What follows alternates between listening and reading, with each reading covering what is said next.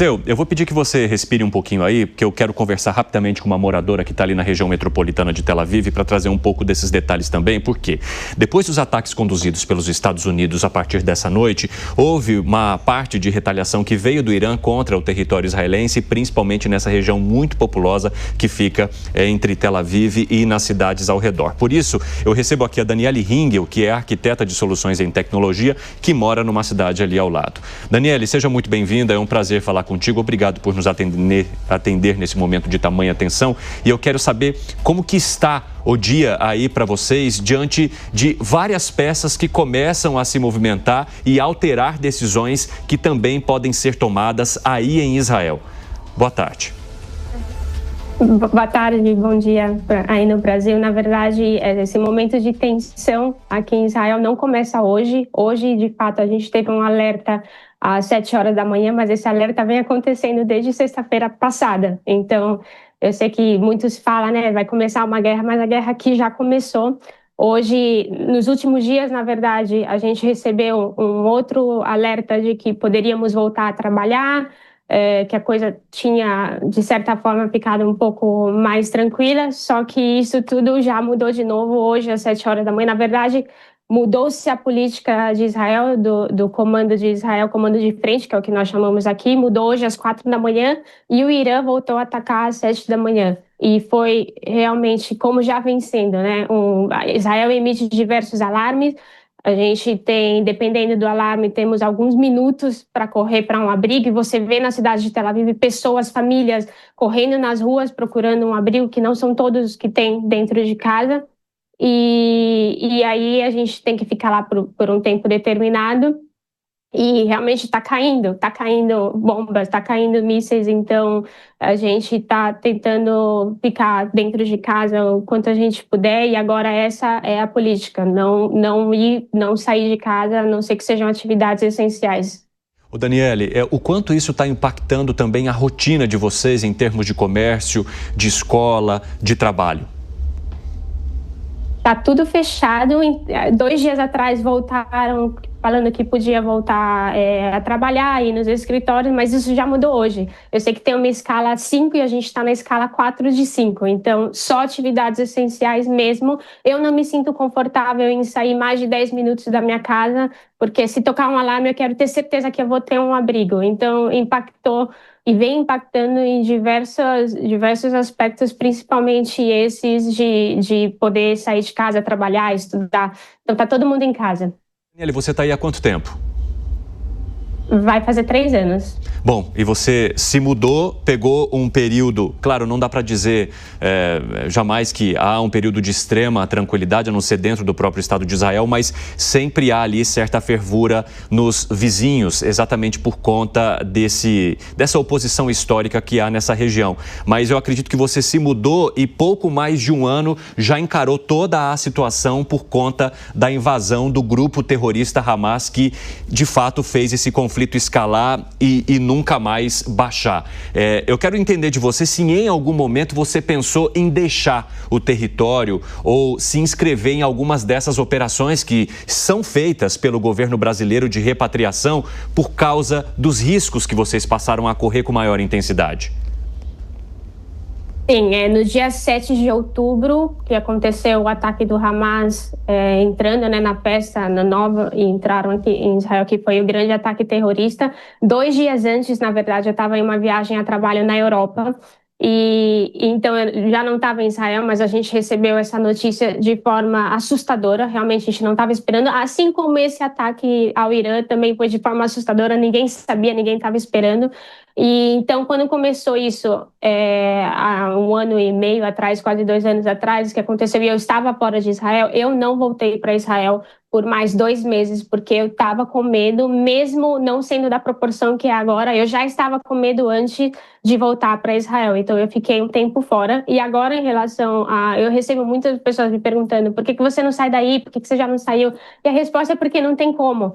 A gente não tem voo saindo de Israel. Eu sei que agora as companhias aéreas israelenses emitiram algum comunicado de que iriam ter alguns voos para pessoas prioritárias para sair e para os israelenses que estão fora retornar, mas agora eu já não sei como está essa política depois de hoje, que as coisas se acentuaram ainda mais. E as únicas maneiras que existem da gente sair daqui hoje é pela fronteira terrestre com o Egito e Jordânia, que não é seguro. Eu, como mulher sozinha, não faria isso. E os políticos brasileiros que saíram, eles foram com toda a segurança do governo. Agora, hoje, nesse momento, eu não tenho uma opção para sair daqui. Nossa, Daniele, esse seu relato é muito importante. Eu quero aproveitar e repercutir um pouco disso com o Lier Ferreira, que é professor de Relações Internacionais do IBMEC do Rio de Janeiro, que também vai estar conosco nessa conversa. E eu já volto para fazer mais uma pergunta a você, Daniele. E, professor, eu queria entender como é que o senhor avalia a maneira como as autoridades brasileiras tentam conduzir operações de repatriação e a dificuldade a partir do relato da própria Daniele, de que o espaço aéreo está fechado, é arriscado. E você fazer o transporte também por via terrestre para os países vizinhos oferece também riscos de que você não chegue em segurança a esses locais. Como é que o senhor avalia a situação daqueles que estão em Israel hoje? Bem-vindo. Evandro, bom dia, obrigado pelo convite. Aqueles que nos acompanham nesse momento também, o meu bom dia. Olha, é uma situação bastante delicada, sempre, né, como a Daniele acaba de expor. É uma situação de conflito bélico, é uma situação que atinge também e impacta muito duramente as populações civis de todos os estados envolvidos e, evidentemente, que aqueles que se encontram em Israel e desejam sair em segurança do país para os seus países de origem, né, ficam numa situação bastante delicada. No caso da comitiva brasileira, já havia um alerta do Itamaraty que não recomendava com que aquela viagem fosse feita naquele momento, exatamente em função da possibilidade de escalada desse conflito. Mas eu creio que a Daniele colocou uma questão muito clara para todos nós, né? Esses parlamentares e autoridades políticas brasileiras que estavam em território israelense, né, para participar de um evento e que estão sendo repatriados nesse momento, estão sendo repatriados em uma situação de absoluta segurança, né? Uma situação de absoluta segurança garantida pelo governo brasileiro através do Itamaraty e que faz com que esses parlamentares possam retornar tranquilamente às suas casas. O que nós queremos é que todos os outros brasileiros que se encontram em Israel ou em outros países do Oriente Médio e que desejem retornar para as suas casas possam fazê-lo dentro das mesmas condições. Evandro. Professor, já volto a falar contigo e eu quero retomar minha conversa mais uma vez com a Daniele para entender, Daniele, como que você, a sua família, as pessoas que você conhece, repercutem a entrada, de fato, dos Estados Unidos com ataques às estruturas nucleares. Como é que estava a expectativa de vocês em relação a isso? A entrada dos Estados Unidos traz, digamos, entre muitas aspas, tranquilidade a vocês ou os deixa ainda mais preocupados por conta dessa escalada? Como é que vocês estão lidando com essa informação? Eu acho que, primeiramente, se há algum questionamento sobre a entrada, eu acho que a informação que a gente tem aqui é a informação que o mundo inteiro tem, que foi anunciada pelo Trump, que ele teria uma decisão de 2 semanas, se ele entraria ou não. Hoje, quando a gente teve o alarme às 7 da manhã, assistindo a notícia, eu ouvi que os Estados Unidos tinham atacado o Irã, então realmente não foi esperado nem para a gente. E a expectativa se traz algum tipo de tranquilidade para a gente. Eu acho difícil a gente ter alguma tranquilidade agora, porque a gente não sabe qual vai ser a resposta do Irã em relação a isso. Se vão haver negociações agora, que seria o principal objetivo, ou se vai ter um contra-ataque do Irã. Provavelmente isso aqui poderia acontecer facilmente aqui em Israel, como já tem acontecido, eles podem intensificar. Então, não diria que traz mais tranquilidade para a gente. Continua num cenário incerto e inseguro, porque realmente não sabemos qual vai ser a resposta.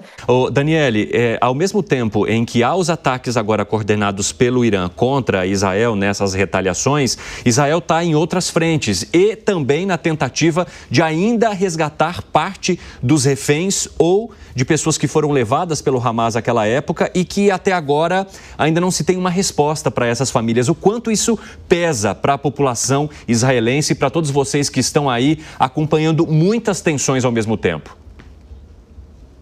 Parece até uma coisa surreal pensar que, na verdade, a gente está vivendo 2 guerras ao mesmo tempo e que a gente não pode esquecer que ainda tem pessoas israelenses, e não só israelenses, em Gaza, e a gente ainda tem